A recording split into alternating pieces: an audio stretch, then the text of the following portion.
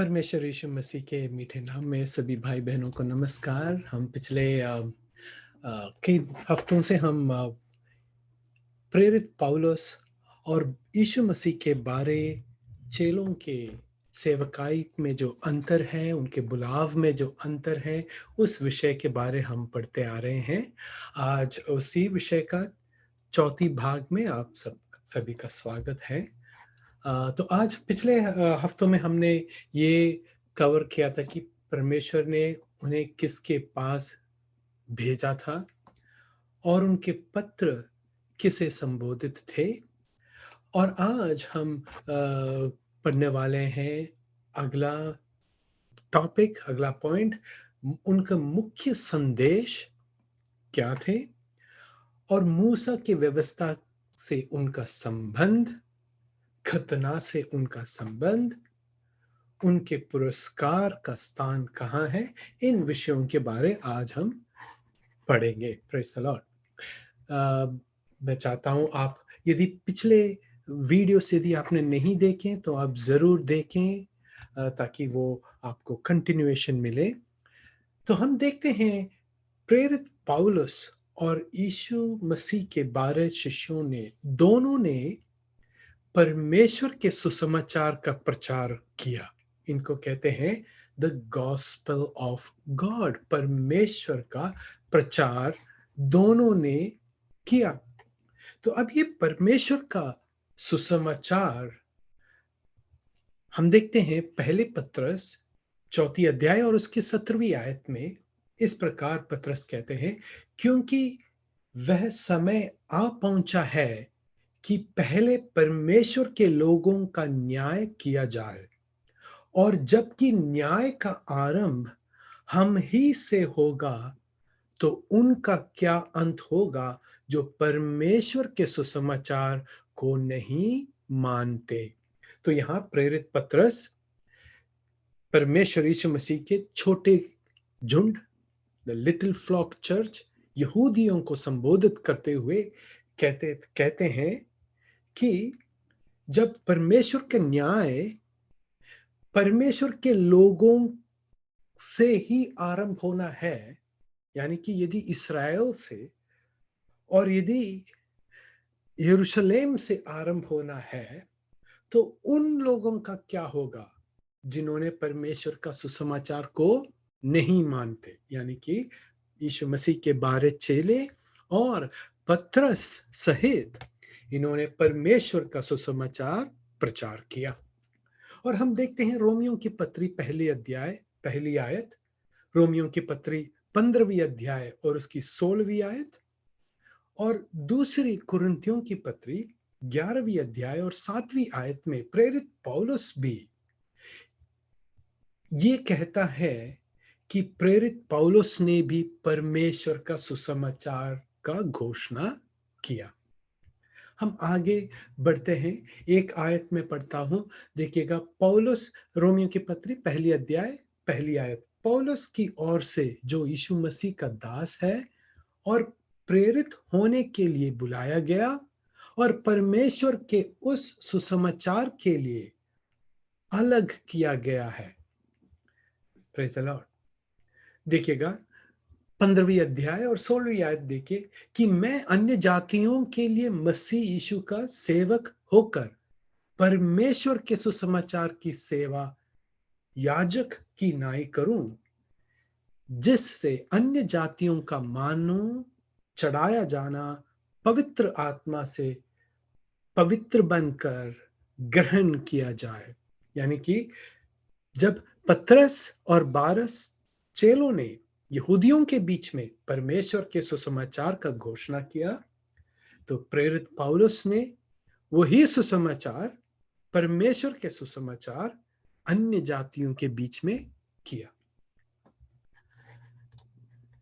क्या इसका मतलब यह है कि यीशु मसीह के 12 शिष्य और पौलुस के पास एक ही सुसमाचार के संदेश था?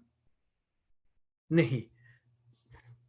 परमेश्वर के सुसमाचार का कंटेंट, उसका सामग्री क्या है?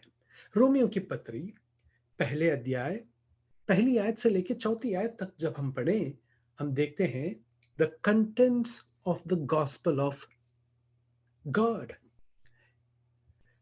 पौलुस की ओर से जो यीशु मसीह का दास है और प्रेरित होने के लिए बुलाया गया और परमेश्वर के उस सुसमाचार के लिए अलग किया गया है, जिसकी उसने पहले ही से अपने भविष्यवक्ताओं के द्वारा पवित्र शास्त्र में अपने पुत्र हमारे प्रभु यीशु मसीह के विषय में प्रतिज्ञा की थी, जो शरीर के भाव से तो दाऊद के वंश से उत्पन्न हुआ और पवित्रता की आत्मा के भाव से मरे हुओं में से जी उठने के कारण सामर्थ के साथ परमेश्वर का पुत्र ठहरा है।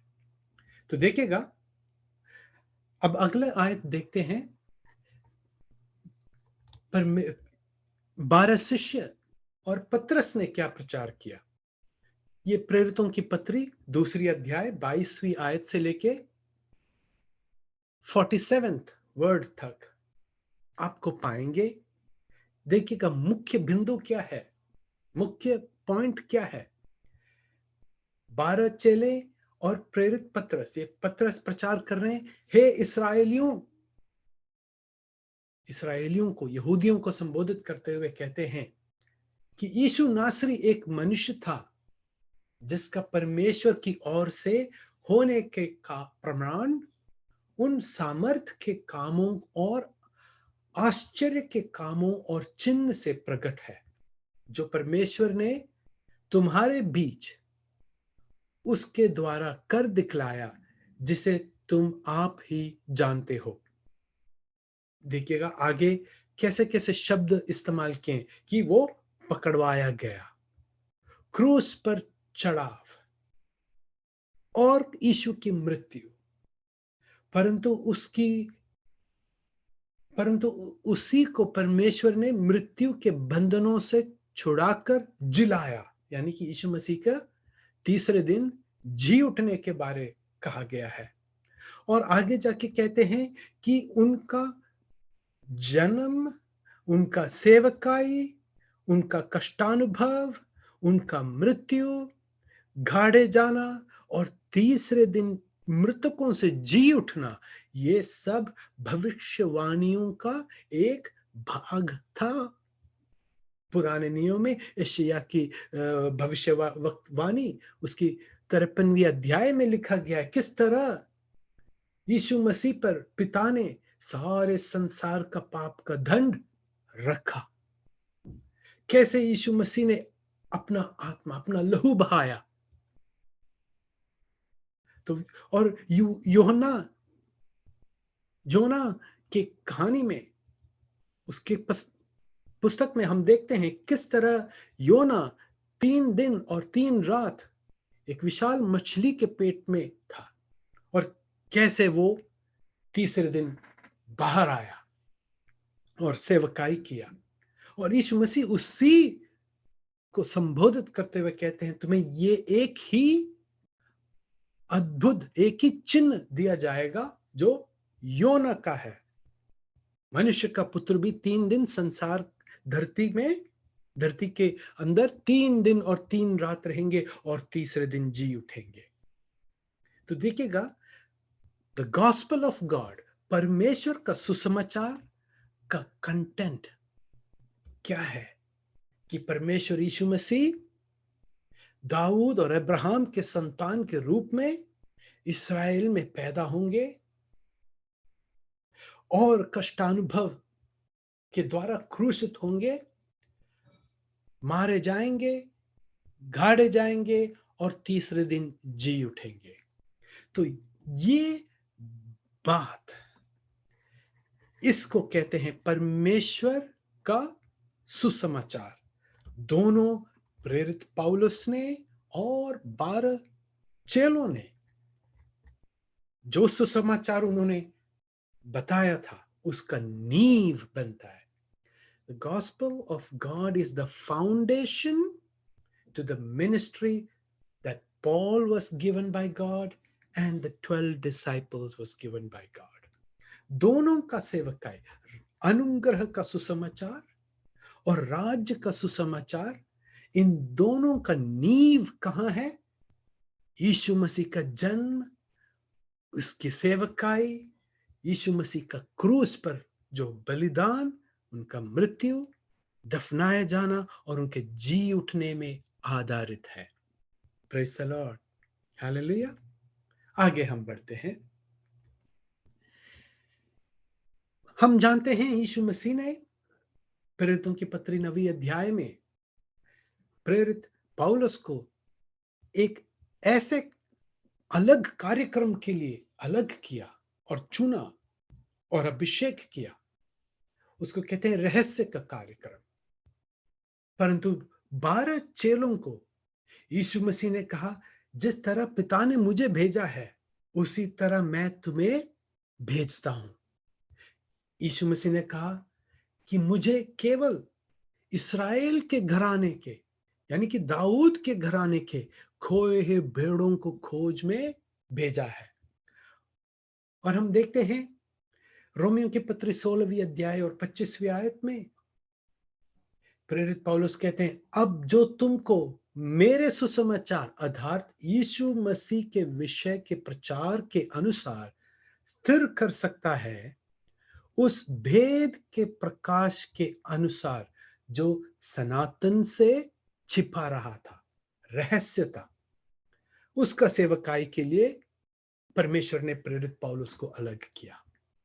परंतु पतरस कहते हैं, प्रेरितों की काम 3री अध्याय 18वीं 19वीं आयत 21वीं आयत से लेकर 25वीं आयत तक आप पढ़ेंगे तो वहां पता चलता है, प्रेरित पौलुस पतरस कहते हैं, परंतु जिन बातों को परमेश्वर ने सब भविष्यवक्ताओं के मुख से पहले ही बताया था कि उसका मसीह दुख उठाएगा, उन्हें उसने इस रीति से पूरी किया। देखिएगा, प्रेरित पतरस और 12 शिष्यों को भविष्यवाणी का कार्यक्रम का सेवकाई किया।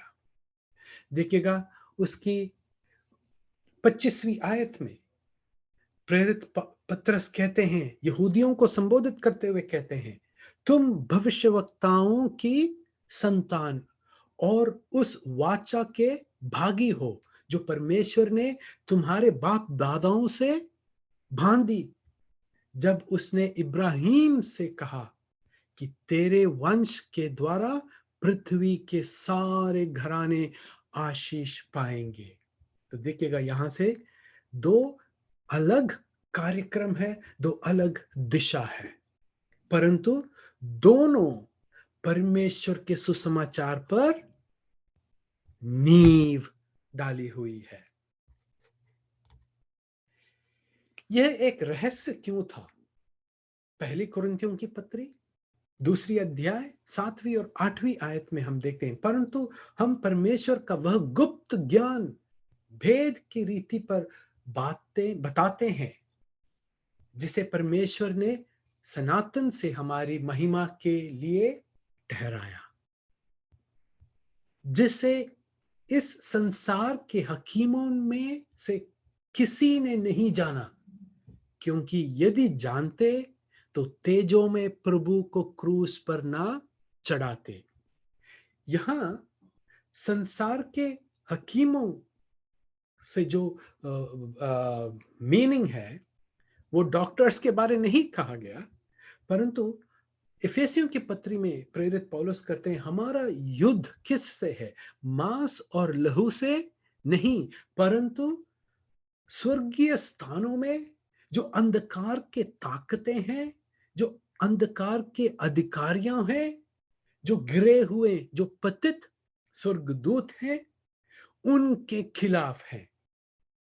यदि वो शैतानी ताकत जानते कि ये मसीह, तेजोमय मसीह को क्रूस पर चढ़ाने से उनका हमेशा के लिए नाश होता, तो वो कभी भी यीशु को क्रूस पर नहीं चढ़ाते।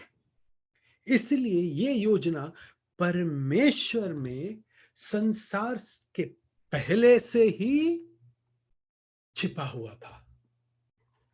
Praise the Lord, praise the Lord. आप समझ रहे हैं कहां छिपा था यह रहस्य? इफिसियों की पत्री 3 अध्याय 9 आयत में देखें, और सब पर यह बात प्रकाशित करूं कि उस भेद का प्रबंध क्या है जो सबके सृजनहार परमेश्वर में आदि से गुप्त था। कहां छिपा था?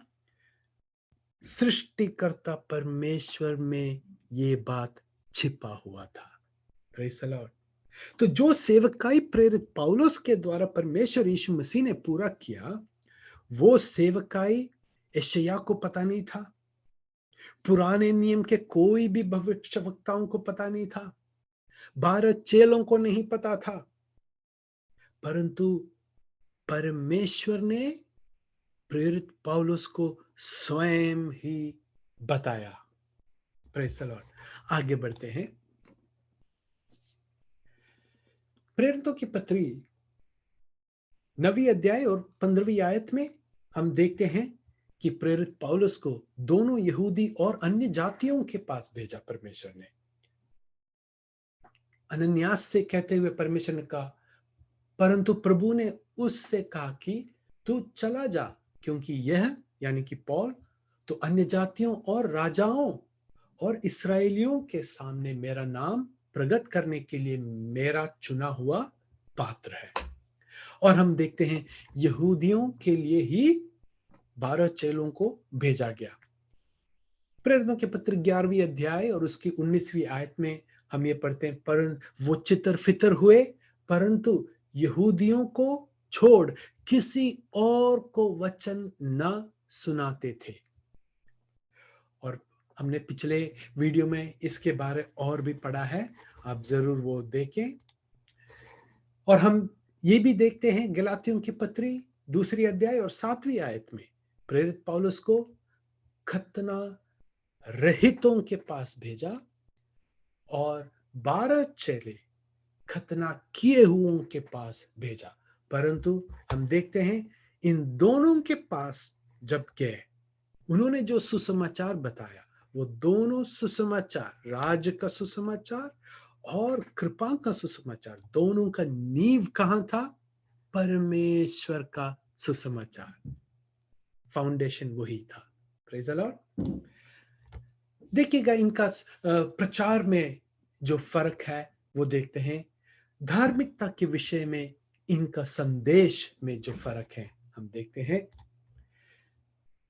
अनुग्रह के सुसमाचार के अनुसार प्रेरित पौलुस रोमियो के पत्री 3 अध्याय और उसकी 28वीं आयत में ऐसा प्रचार करते हैं, इसलिए हम इस परिणाम पर पहुंचते हैं कि मनुष्य व्यवस्था के कामों के बिना विश्वास के द्वारा धर्मी ठहराता है।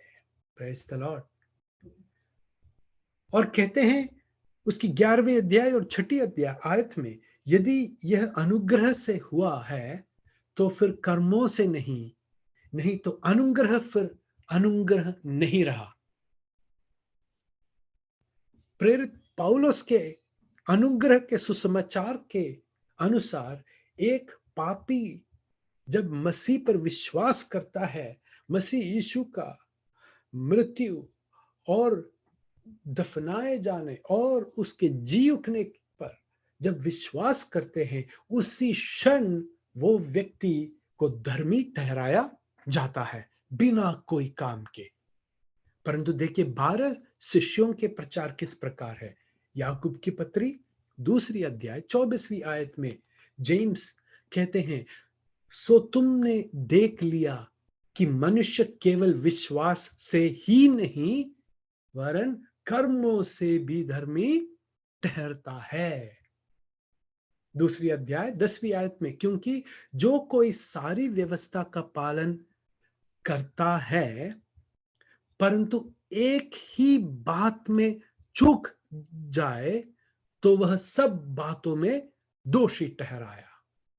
देखिएगा 12 चेलों का सुसमाचार, प्रेरित पौलुस के सुसमाचार का अंतर आप देखिए। एक कहते हैं काम से नहीं, विश्वास से ही, और यदि विश्वास से है यदि अनुग्रह से है तो कर्मों से नहीं। तो दूसरा का प्रचार क्या है? विश्वास, केवल विश्वास से नहीं। तो देखिएगा, पानी और तेल के जैसा है, ये दोनों नहीं मिल सकते। एक एकदम ऑपोजिट सरमन है। आगे हम देखते हैं उद्धार के विषय में इनका संदेश क्या है। प्रेरित पौलुस से पूछा गया, जेलर पूछते हैं, प्रेरितों की पत्री 16वीं अध्याय और 31वीं आयत में पूछते हैं, मैं उद्धार के लिए क्या करूं?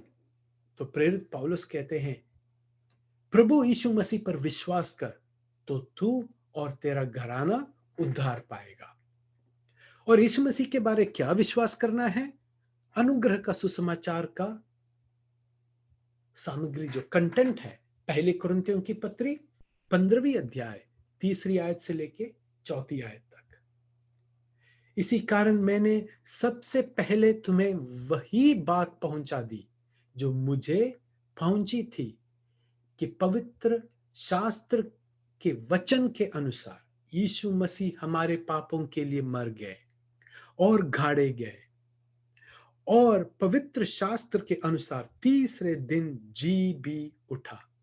भाइयों बहनों, यह है अनुग्रह का सुसमाचार। जिस क्षण में आप ये बात विश्वास करते हैं कि हाँ, यीशु मसीह मेरे लिए मारा गया, मेरे लिए जी उठा, आपका उद्धार कायम है। Praise the Lord. परंतु वैसा ही प्रश्न जब पतरस से पूछा, प्रेरितों की पत्री 2री अध्याय 37वीं आयत से 37 से लेके आप नीचे तक पढ़े, उसमें से कई पॉइंट्स है। ऐसा है, पतरस ने उनसे कहा, मन फिराओ, यीशु मसीह के नाम में बपतिस्मा लें तो तुम पवित्र आत्मा का दान पाओगे। और वे प्रेरितों से शिक्षा पाने, संगति रखने में, रोटी तोड़ने में, प्रार्थना करने में लौलीन रहें। बहुत से अद्भुत काम और चिन्ह प्रेरितों के द्वारा प्रकट होते थे। ये दो अलग विषय है, परंतु इनका दोनों का नींव किस पर बना हुआ है? परमेश्वर का सुसमाचार। ये दोनों अलग कार्य के लिए, इनका उद्देश्य अलग है। हम आगे पढ़ेंगे इसके बारे। Praise the Lord. तो देखिएगा, एक ही सवाल पतरस से पूछा तो पतरस ने एक बड़ा छिट्टा दे दिया, ये करो, ये करो, ये है जी स्टेप्स। परंतु प्रेरित पौलुस से कहा तो पौलुस ने एक ही बात कहा, मसीह पर विश्वास करो कि मसीह आपके लिए मारा गया, गाड़ा गया और जी उठा। और हम देखते हैं इफिसियों की पत्री 1 अध्याय 13वीं और 14वीं आयत में हम देखते हैं, जिस क्षण में आप ये वचन सुनते हैं और इसको ग्रहण करते हैं और इस पर विश्वास करते हैं, उसी क्षण पवित्र आत्मा का छाप आप पर लगता है, और पवित्र आत्मा हमारे हृदयों में एक गारंटी के रूप में, हमारे उद्धार के पूर्तिकरण के गारंटी के रूप में हमारे हृदयों में दिया जाता है। और कब तक वो छाप हम पर रहता है? जब तक हमारे शरीर की रूपांतरण नहीं होता। इसको कहते हैं द एडॉप्शन ऑफ चिल्ड्रन। हमारा एडॉप्शन कब होता है? हमारा रिडेम्पशन कब पूरा होता है? जब हमें परमेश्वर रैप्चर में, कलीसिया का उत्साह में, एक नई शरीर हमें दिया जाता है। Praise the Lord. परंतु इस्राएल को परमेश्वर ने चुना एक विशिष्ट कार्यक्रम के लिए। क्यों? परमेश्वर ने अब्राहम से कहा और मूसा से कहा कि ये that they will be a tribe of royal priesthood। जब हम लेविया की पुस्तक 8वीं अध्याय जब हम पढ़ते हैं, वहां हम देखते हैं कि एक महायाजक को होने के लिए, प्रीस्ट के लिए क्या करना चाहिए? उनको पानी से धोया जाता है और उसके बाद उनके सर पर विशेष सुगंध का तेल से अभिषेक किया जाता है।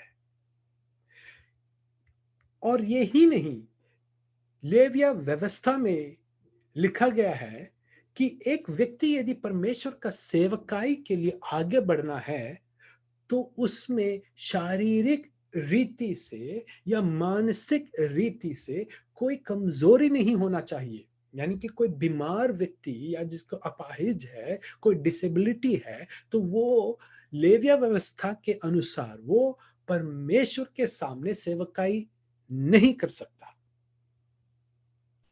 शैतान ये जानता था कि इस्राएल को परमेश्वर ने चुना है, इस्राएल को इस संसार में कनान देश वरदान दिया है, इसलिए शैतान ने क्या किया?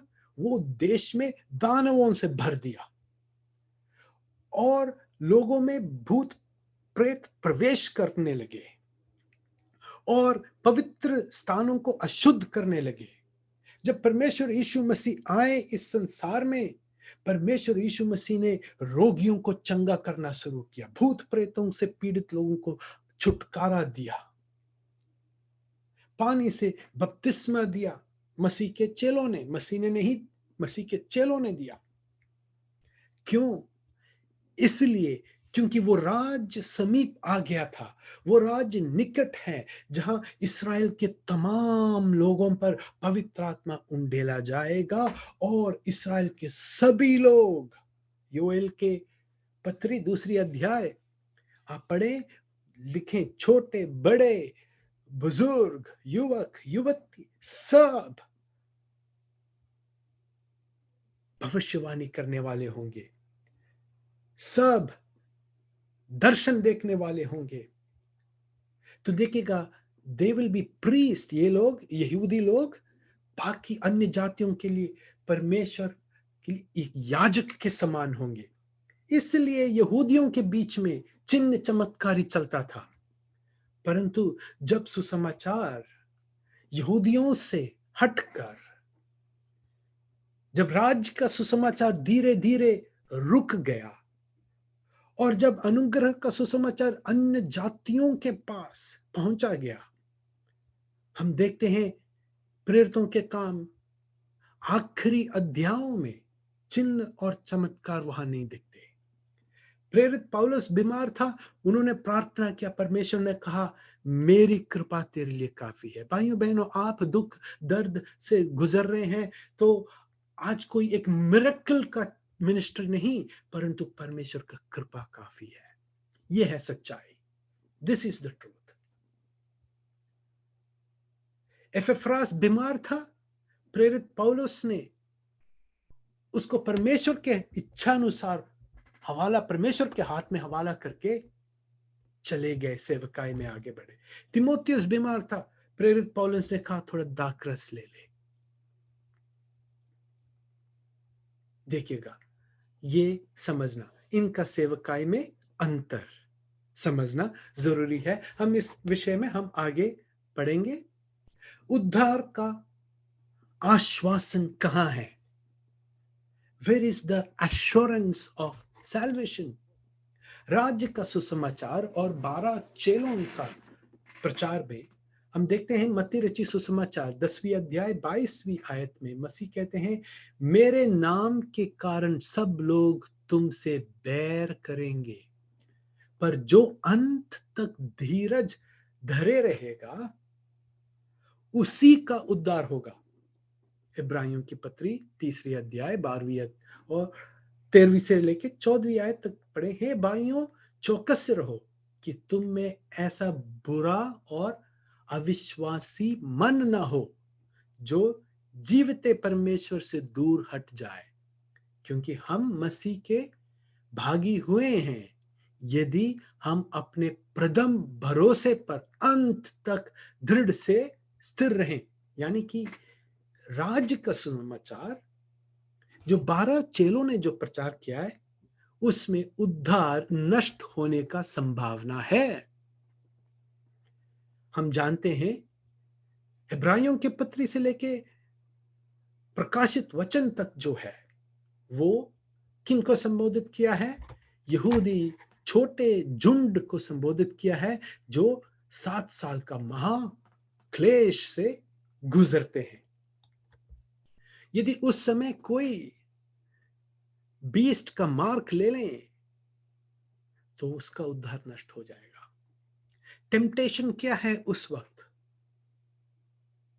कि ये विश्वास को त्याग कर 666 666 का बीस्ट मृग का चिन्ह लें तो रोटी, पानी, दवा सब मिलेगा मुफ्त। इसीलिए ही इब्रानियों की पत्री में कहा गया है, तुम में से कोई एसाव के समान ना हो जिसने एक समय का भोजन के लिए अपना अधिकार को बेचा, परंतु कृपा का संदेश जैसा प्रेरित पौलुस ने परमेश्वर यीशु मसीह से पाया, उसमें ऐसा नहीं है। भाइयों बहनों, हम विभिन्न प्रकार के मुसीबतों से गुजरते हैं। हमारे जिंदगी में, दैनिक जिंदगी में बहुत गिरावट आते हैं, बहुत पापे आते हैं। देखिएगा, दूसरी तिमोथियुस की पत्री दूसरी अध्याय 12वीं और 13वीं आयत में क्या लिखा गया है, हम देखते हैं। यदि हम धीरज से सहते रहेंगे तो उसके साथ राज भी करेंगे, यानी कि ये एक प्रतिफल है परमेश्वर का। राज के साथ हम राज करेंगे, हमें पोजीशंस ऑफ ऑनर मिलेंगे। यदि हम इसका इनकार करेंगे तो वह भी हमारा इनकार करेगा, यानी कि प्रतिफल हमें नहीं मिलेगा। 13वीं आयत देखिएगा, यदि हम अविश्वासी भी हों तो भी वह विश्वास योग्य बना रहता है, क्योंकि वह आप अपना इनकार नहीं कर सकता। यानी कि इस कृपा के युग में यदि हम में से कोई जो मसीह में विश्वास किया है, परंतु जिंदगी के कई सर्कमस्टेंसेस में यदि विश्वास से पीछे हट जाए तो भी हमारा विश्वास, हमारा उद्धार कायम है। क्योंकि देखिएगा, राज्य के सुसमाचार के अनुसार, राज्य के सुसमाचार के तहत उद्धार एक प्रक्रिया है, एक प्रोसेस है। वो कभी भी रुक सकता है, लेकिन कृपा के तहत उद्धार मसीहा पर भरोसा करने के समय पूरा होता है। Praise the Lord. It is not a process, it is not a process भाइयों, it is complete the moment we put our trust in Christ.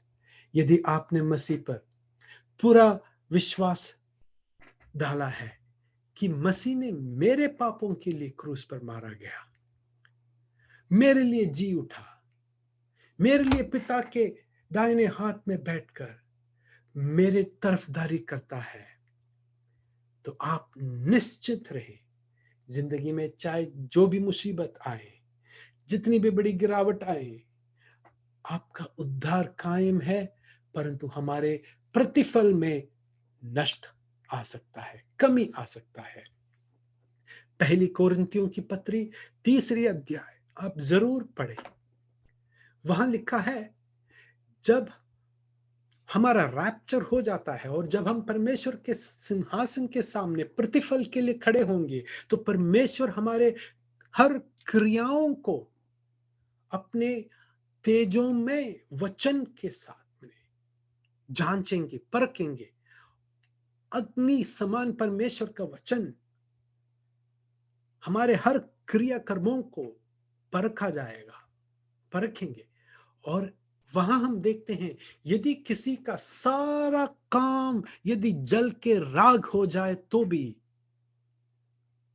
उसका प्रतिफल नष्ट हो जाता है, परंतु उसका उद्धार वो जरूर पाता है। तो देखिएगा, यदि कृपा के युग में जो परमेश्वर पे पूरा विश्वास किया है, यदि उस व्यक्ति का पूरा काम यदि नष्ट हो जाए तो भी वो व्यक्ति उद्धार कभी नहीं खोता, परंतु उसका स्वर्ग राज्य में उसका कोई प्रतिफल नहीं होगा। भाइयों बहनों, मैं ये पहला भाग, ये फोर्थ भाग मैं यहाँ रोकना चाहता हूँ। इसके बाद और भी वीडियो आज डालेंगे। आप जरूर सुने। प्रभु आपको आशीष दें। God bless.